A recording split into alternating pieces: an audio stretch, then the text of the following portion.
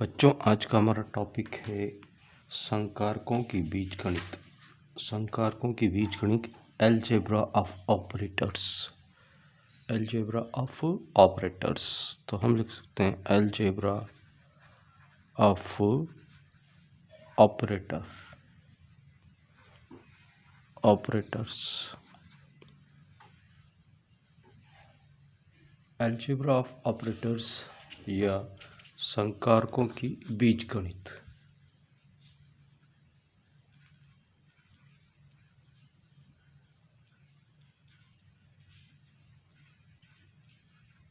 बीजगणित,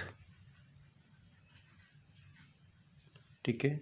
संकारकों की बीजगणित से हमारा क्या तात्पर्य है? देखो, जब संकारकों को अपन किसी संकारक को किसी फलन पर संकारित करते हैं तो उनके क्या क्या नियम होते हैं, इनको हम संकारकों की बीजगणित कहते हैं। तो इसमें सबसे पहले हम देखेंगे रैखिक संकारक, यानी कि लीनियर ऑपरेटर। रैखिक संकारक, लीनियर ऑपरेटर।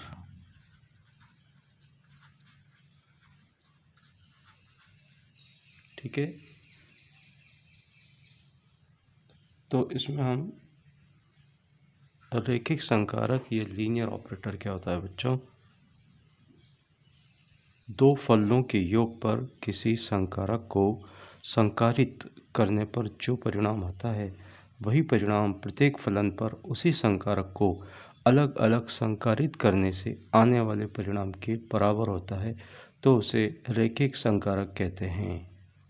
अर्थात रैखिक संकारक वह संकारक है जिसकी संक्रिया दो फलनों के योग करने से वही परिणाम प्राप्त होता है जो कि दो अलग अलग फलनों पर संक्रिया करके योग करने से आता है। यदि कोई संकारक अल्फा निम्नलिखित प्रकार की समीकरण को संतुष्ट करता है तो उसे रैखिक संकारक कहते हैं। जैसे रैखिक संकारक में हम ये हमारे पास कोई संकारक है अल्फ़ा और साई 1 और साई 2 दो फलन है, साई 1 प्लस साई 2, और हम इसको इस तरीके से लिख सकें कि alpha Sai 1 plus alpha Sai 2, यानी कि उस संकारक को हम किसी फलन पर एक साथ लगाएं और अलग अलग लगाएं, परिणाम एक ही आए तो हम उसे रैखिक संकारक कहते हैं। ठीक है, तो हम उसे रैखिक संकारक के नाम से जानेंगे बच्चों, ठीक है ना। तो यहाँ हम जैसे डी बाई डी एक्स की बात करें, डी बाई डी एक्स संकारक एक रैखिक संकारक है, एक रैखिक संकारक है, रैखिक संकारक है, एक रैखिक संकारक है क्योंकि यह हम देखें कि D by D X of A psi 1 plus B psi 2 is equal to A D psi 1 by D X plus B D psi 2 by D X. ये हमारे पास एक रिलेशन आता है, जैसे कि हम बात करें D by D X of 3 plus x square, so that will be equal to d by dx of 3 plus d by dx of x square. So we get this will equal to 0 plus 2x equal to 2x। ठीक है, समझ में आई बात? तो D by D x को हम रैखिक संकारक कहते हैं बेटा, डी बाई डी एक्स को रैखिक संकारक कहते हैं। यदि दो फलनों के योग पर किसी संकारक को संकारित करने पर जो परिणाम आता है, वही परिणाम प्रत्येक फलन पर उसी संकारक को संकारित करने पर आने वाले परिणाम के बराबर नहीं होता, तो उसे हम अरैखिक संकारक कहते हैं। अगर ऐसा नहीं होता तो हम उसे नॉन लीनियर, क्या बोलते हैं, नॉन लीनियर ऑपरेटर कहते हैं, नॉन लीनियर ऑपरेटर कहते हैं, अरैखिक संकारक, अरैखिक संकारक कहते हैं बच्चों, ठीक है, अरैखिक संकारक। तो अरैखिक संकारक की बात करें तो हम जैसे अंडर रूट की बात करें, जैसे under root psi 1 plus psi 2 is not equal to under root psi 1 plus under root psi 2। अगर हम इसकी बात करें तो अंडर रूट जो होता है, वर्गमूल जो होता है, वो रैखिक संकारक नहीं होता। जैसे कि यहाँ बात करें हम कि under root 9 plus 16, under root 9 plus 16 is not equal to under root 9 plus under root 6। So under root is not ये वर्गमूल जो है वो लीनियर संकारक, नॉन लीनियर संकारक कहलाता है, ठीक है। इसके बाद हम बात करते हैं बच्चों, इसके बाद हम बात करते हैं शून्य संकारक की, नल ऑपरेटर और ज़ीरो ऑपरेटर। शून्य संकारक, नल ऑपरेटर और ज़ीरो ऑपरेटर, यानी कि शून्य संकारक, शून्य संकारक। तो हम शून्य संकारक में या नल ऑपरेटर या ज़ीरो ऑपरेटर, नल ऑपरेटर या ज़ीरो ऑपरेटर, वे संकारक जिसे किसी फलन पर संकारित करने पर नया फलन शून्य प्राप्त हो, अर्थात परिणाम शून्य हो, तो वे संकारक जो है ज़ीरो संकारक कहलाता है या नल ऑपरेटर कहलाता है। जैसे d/dx of 5 equal to 0 means यहाँ d/dx शून्य संकारक है, यहाँ d/dx क्या है, d/dx शून्य संकारक कहलाता है बच्चों, शून्य संकारक होगा, d/dx शून्य संकारक होगा, ठीक है ना। तो हम इस तरीके से शून्य संकारक को परिभाषित कर सकते हैं। इसके बाद एकक या तत्समक, एकक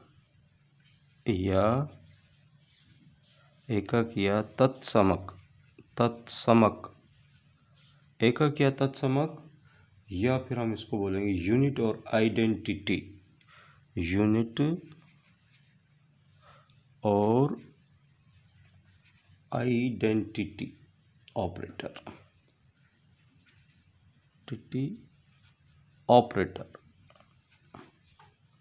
ये ऑपरेटर क्या होगा बेटा कि वह संकारक जिसे फलन पर संकारित करने पर, वह संकारक जिसे किसी फलन पर संकारित करने पर नया फलन शून्य प्राप्त, वह संकारक जिसको फलन पर संकारित करने पर भी फलन का मान वही रहता है, अर्थात फलन के मान में कोई परिवर्तन नहीं होता, तो हम उसे एकक या तत्समक संकारक कहते हैं।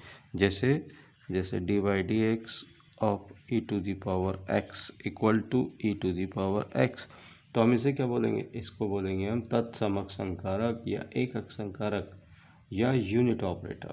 तो d/dx ये क्या है, d/dx यहाँ कौन सा संकारक है, यहाँ एकक संकारक है, d/dx यहाँ एकक संकारक है, ठीक है। तो एकक संकारक की बात हमारा समझ में आती है बेटा। इसके बाद हम योगात्मक व्यवकलन संकारक की बात करते हैं, है ना, योगात्मक व्यवकलन संकारक। तो हम बात करते हैं हमारा संकारक नंबर 4, योगात्मक एवं व्यवकलन संकारक,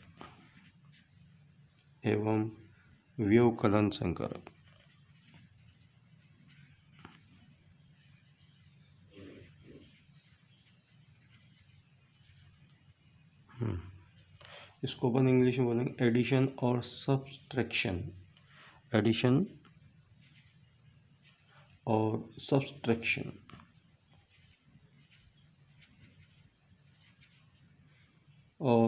एंड सब्सट्रैक्शन